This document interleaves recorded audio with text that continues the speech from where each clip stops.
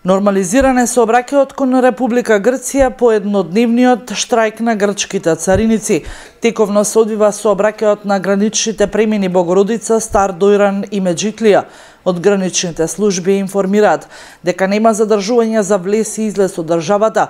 Нова информација се однесува само за македонската страна на граничните премини. Вчера во меѓупросторот беа заглавени десетина камиони од Србија и Романија кои не беа информирани за штрајкот на грчката царина.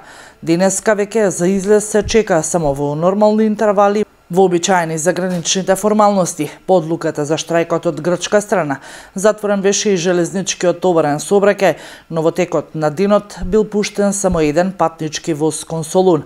Грчките цариници преку својот синдикат бараат поголеми плати и подобар статус од нивната влада. Штрајкот на Богородица и Меджитлија траеше до утрово до 6 часот, а Дојран синоќа на полноќ беше нормализиран сообраќајот.